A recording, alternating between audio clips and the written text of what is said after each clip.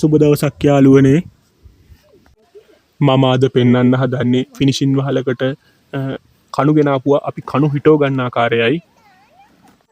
මේ කණු හිටෝන එකේ විශේෂත්වය වන්නේ වෙන කණු හිටවද්දී ඒකට ආධාරක විදිහට අපිට උණ කෝටු ලාඩප්ප කෝටු හෝ මොන හරි දෙයකින් තියලා කණුව බඳින්න ඕනි වෙනස් වෙනවට අපි මේ කණු හිටවන්නේ කිසිම එහෙම ආධාරකයක් භාවිතා කරන්න නැතුව සාමාන්‍ය විදිහට ඒ මුකුත් ආධාරකයක් භාවිතා කරන්න නැතුව අපි කණුව කෙලින් තියාගන්න විදිහ තමයි මට මේකෙන් වැඩියෙන්ම ඔයගොල්ලන්ට පෙන්වන්න ඕන. අපි බලමු වීඩියෝ එක දිගටම. අපි කණු 8ක් හිටවනවා කියලා හිතුවත් අපි එතකොට කණුවකට සාමාන්‍යයෙන් ආධාරක අවම 3ක්වත් ඕන.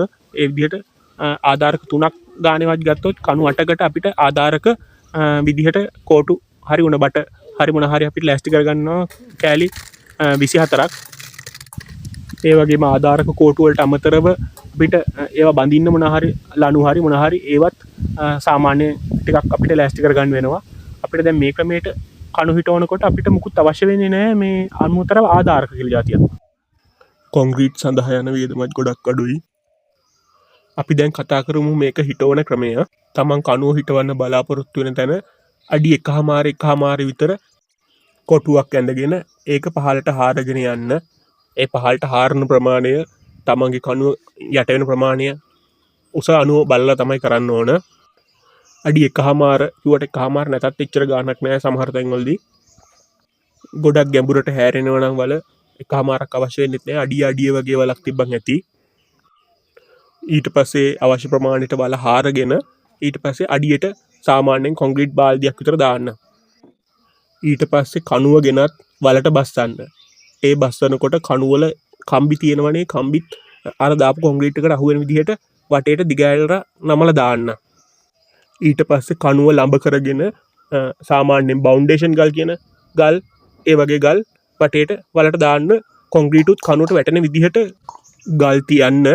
ඒ වගේම කොන්ක්‍රීටුත් ටිකක් දාන්න. කොන්ක්‍රීට් දානවා ආයි ගල් ටිකක් අහුරනවා. මෙහෙම ගල් තියද්දි එක ගලක් දෙකක් වගේ තියෙනවා කණුවට හිටින්නම. ඒ තියන්නේ කණුවට ආධාරකයක් වශයෙන් කණුව පෙරලෙන එක වෙනස් වෙන එක නවත්ත ගන්න විතරයි. අනිත් ඔක්කොම ගල් කොන්ක්‍රීට් වැටෙන්න ඉඩ තියලා චුට්ටක් කණුවට ඈතින් තමයි තියන්නේ. මේ විදිහට ස්තර 3ක් විතර උඩට එනකොට පොළොව මට්ටමටම වල පිරෙනවා. කණුවත් එතකොට ආයේ නිකම්ම හයි වෙලා. ආයේ ආධාරක හයි කිරිලි ඒව මෙව මුකුත් ඕනේ නැහැ. කණුව ළඹේට ඒ විදිහටම තියෙනවා.